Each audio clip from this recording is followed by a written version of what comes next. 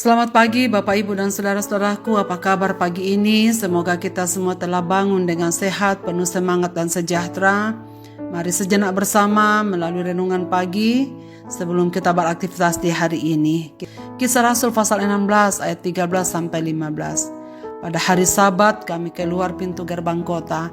Kami menyusur tepi sungai dan menemukan tempat sembahyang Yahudi yang sudah kami duga ada di situ. Setelah duduk kami berbicara kepada perempuan-perempuan yang ada berkumpul di situ.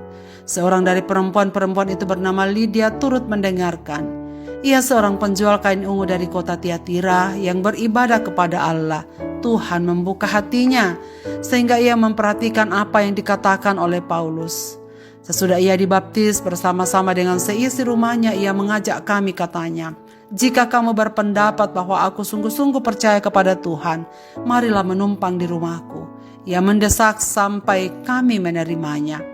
Orang Kristen pertama di Eropa. Saudara sekalian, sebagaimana telah kita dengarkan kemarin pagi bahwa perubahan rencana perjalanan Paulus ke Asia melainkan ke pulau Eropa karena adanya teriakan seorang Makedonia yang diterimanya melalui penglihatan yang mereka turuti dan ikuti. Jelas Tuhan tuntun untuk memasuki wilayah Makedonia. Paulus akhirnya tiba di kota Filipi. Dan saudara sekalian, menakjubkan bahwa Tuhan menuntunnya datang pada tempat yang tepat dan pada waktu yang tepat. Sebab Roh Kudus memimpin Paulus pada hari Sabat untuk memasuki sebuah tempat sembahyang orang Yahudi. Dan di sana ada beberapa perempuan yang telah siap untuk mendengarkan firman Allah. Salah seorang bernama Lydia. Lydia adalah seorang yang pedagang kain ungu, sehingga sangat mungkin ia adalah seorang wanita yang kaya raya. Pasal ini menceritakan bahwa seisi rumahnya dibaptis bersama dengannya. Jadi ia pasti memiliki pembantu-pembantu atau mungkin juga kerabat yang tinggal bersamanya.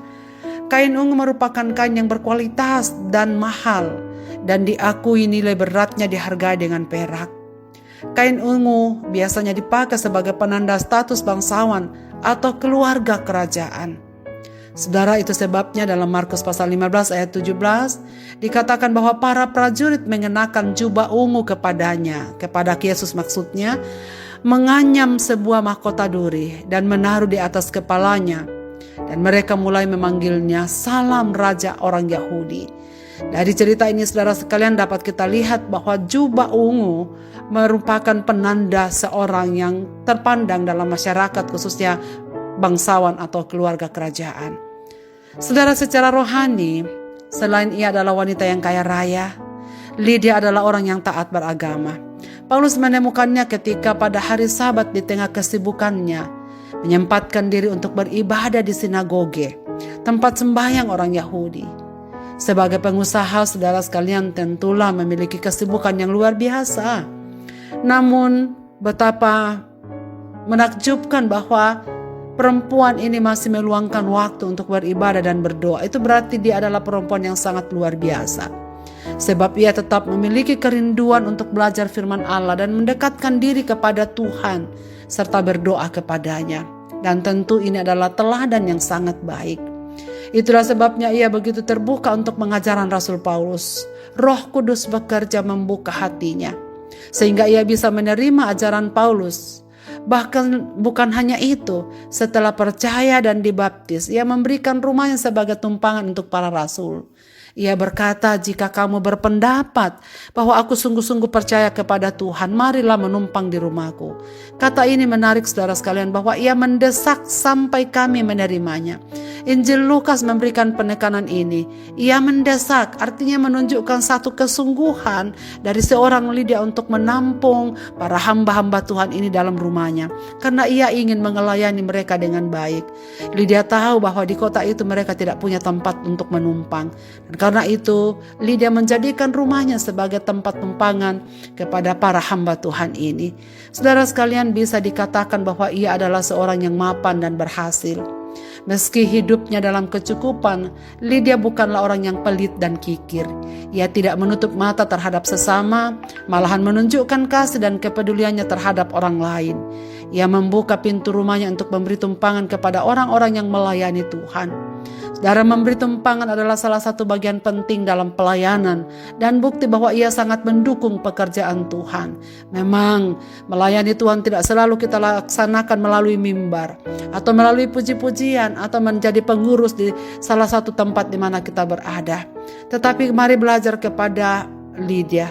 Lydia mengambil bagian dalam pekerjaan Tuhan justru saat yang sangat tepat, karena ia menyediakan rumahnya untuk menjadi tumpangan bagi para hamba Tuhan ini. Ia mengamalkan Amsal pasal 3 ayat 9, muliakanlah Tuhan dengan hartamu. Saudara, bila dilihat dari latar belakangnya, sesungguhnya Lydia adalah seorang yang non-Yahudi, tapi ia percaya kepada Tuhan dan imannya makin diteguhkan ketika ia mendengarkan berita firman yang disampaikan oleh Rasul Paulus saat ia melakukan pelayanan di kota Filipi itu. Dan akhirnya Lydia dan seisi keluarganya dibaptis dan memberikan diri untuk melayani Tuhan. Saudara, hasil pertobatan Lydia, gereja mula-mula dibentuk pertama kali dari rumahnya. Dari rumah inilah Injil diberitakan sampai ke pelosok-pelosok dunia, termasuk ke Indonesia. Walaupun seorang perempuan yang membuka hatinya pada Tuhan, merespon Injil dengan baik, lahirlah gereja pertama di Eropa, yakni di kota Filipi, Makedonia. Dari Eropa lah Injil diberitakan sampai ke Indonesia. Saudara-saudaraku, dari Lydia kita belajar bahwa kita bisa dipakai Tuhan dengan heran, dengan luar biasa, asal saja hati kita dengan tulus terbuka baginya, terbuka bagi pemberitaan firman Allah, lalu percaya kepadanya dan meresponnya dengan baik, yaitu memberikan apa yang bisa kita berikan untuk pekerjaan Tuhan di dalam kehidupan kita. Saudara sekalian, adakah kesibukan sering menjadi alasan kita untuk tidak bersekutu? Adakah karena kesibukan kita tidak bisa terlibat ambil bagian dalam pelayanan? Apakah karena status menjadi alasan tak dapat terlibat? Bagaimana kita terlibat dalam pelayanan? Maukah kita memberikan apa yang kita punya untuk menopang pemberitaan Injil? Jika iya, saudara sekalian, berikanlah hati yang terbuka, supaya kita akhirnya bisa dipakai oleh Tuhan untuk menjadi alat pemberitaan Injilnya bagi dunia ini. Kalau ia bisa memakai seorang Lydia, ia pun bisa memakai kita semua pada zaman ini, pada tempat yang tepat dan dimanapun waktu kita berada. Marilah kita berdoa. Bapa di surga, terima kasih banyak untuk firman-Mu yang kami dengarkan pada pagi ini sebelum beraktivitas. Tuhan, terima kasih karena Engkau mengingatkan kami bahwa sesungguhnya kami pun bisa terlibat di dalam pekerjaan Tuhan di masa kami hidup. Bagaimana Lydia memberikan hatinya dan kemudian memberikan rumahnya untuk menjadi tumpangan para hamba-hamba Tuhan. Kami percaya bahwa pada kami ada sesuatu yang dapat kami buat untuk terlibat di dalam pemberitaan Injil-Mu di tengah-tengah dunia ini. Dan karena itu ya Tuhan, kiranya Engkau memberikan kami kekuatan, dan biarlah Roh-Mu memakai kami, supaya kami juga dapat terlibat mengambil bagian di dalam pekerjaan Tuhan dimanapun kami berada. Seluruh pendengar renungan pagi ini dimanapun mereka berada, biarlah mereka semua menjadi Lydia masa kini yang memberikan hatinya, memberikan hidupnya, memberikan hartanya, dan talenta yang kami punya untuk pemberitaan Injil-Mu di tengah-tengah dunia ini. Pakailah kami ya Tuhan, seturut kehendak-Mu.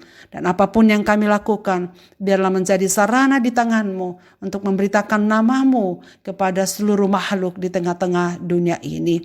Inilah hidup kami Bapa, kami taruhkan dalam tangan-Mu. Kami persembahkan hidup kami sepanjang hari ini dalam tangan-Mu. Kepada semua saudara-saudara yang sedang ada dalam pergumulan-pergumulan hidup mereka, Bapa, topanglah mereka dalam kasih-Mu.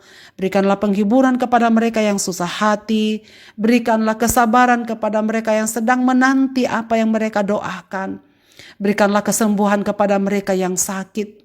Berikanlah jalan keluar kepada mereka yang sedang menghadapi berbagai-bagai persoalan hidup, persoalan rumah tangga, persoalan ekonomi, dan semua persoalan studi yang kami hadapi di tengah-tengah dunia ini. Kami percaya bahwa Tuhan dapat menolong kami, sehingga hidup kami tetap menjadi kesaksian untuk mewartakan kasih-Mu di tengah-tengah dunia ini. Dengarlah doa kami ya Tuhan pada pagi ini, kami serahkan kepadamu di dalam dan demi nama Yesus Kristus Tuhan kami yang hidup, kami berseru, amin. Selamat beraktivitas Bapak Ibu dan saudara-saudaraku. Tuhan Yesus memberkati kita sekalian dengan firman ini.